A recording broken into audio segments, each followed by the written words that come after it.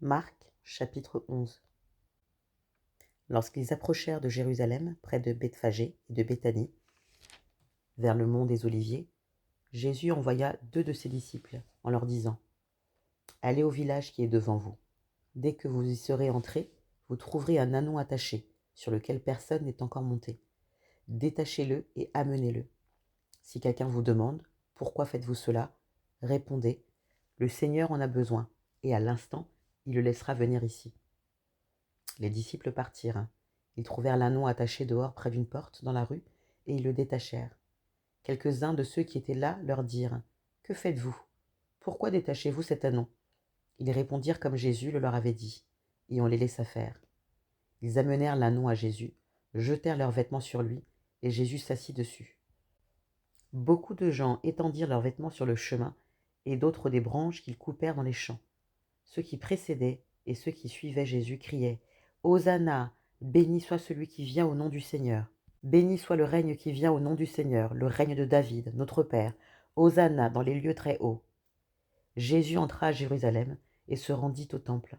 Après avoir tout regardé autour de lui, comme il était déjà tard, il sortit pour aller à Béthanie avec les 12. Le lendemain, comme il quittait Béthanie, Jésus eut faim. Il aperçut de loin un figuier qui avait des feuilles, et alla voir s'il y trouverait quelque chose. Mais quand il se fut approché, il ne trouva que des feuilles, car ce n'était pas la saison des figues. Alors Jésus prit la parole et lui dit : Que plus jamais personne ne mange de ton fruit. Et ses disciples l'entendirent. Ils arrivèrent à Jérusalem, et Jésus entra dans le temple. Il se mit à chasser ceux qui vendaient et qui achetaient dans le temple. Il renversa les tables des changeurs de monnaie et les sièges des vendeurs de pigeons. Il ne laissait personne transporter un objet à travers le temple, et il enseignait en disant : N'est-il pas écrit : Mon temple sera appelé une maison de prière pour toutes les nations. Mais vous, vous en avez fait une caverne de voleurs. Les chefs des prêtres et les spécialistes de la loi l'entendirent, et ils cherchaient les moyens de le faire mourir. Ils le redoutaient en effet, parce que toute la foule était frappée par son enseignement. Le soir venu, Jésus sortit de la ville. Le lendemain matin, en passant, les disciples virent le figuier. Il était desséché jusqu'aux racines. Se rappelant ce qui s'était passé, Pierre dit à Jésus : Maître, regarde, le figuier que tu as maudit est desséché. Jésus leur dit alors : Ayez foi en Dieu, je vous le dis en vérité. Si quelqu'un dit à cette montagne : Retire-toi de là et jette-toi dans la mer, et s'il ne doute pas dans son cœur, mais croit que ce qu'il dit arrive, il le verra s'accomplir. C'est pourquoi je vous le dis, tout ce que vous demanderez en priant, croyez que vous l'avez reçu, et cela vous sera accordé.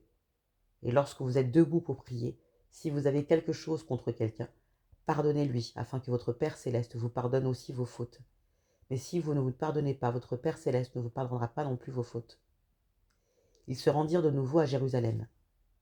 Et pendant que Jésus se promenait dans le temple, les chefs des prêtres, les spécialistes de la loi et les anciens vinrent vers lui et lui dirent : Par quelle autorité fais-tu ces choses, et qui t'a donné l'autorité de les faire ? Jésus leur répondit : Je vous poserai moi aussi une question. Répondez-moi, et je vous dirai par quelle autorité je fais ces choses. Le baptême de Jean venait-il du ciel ou des hommes ?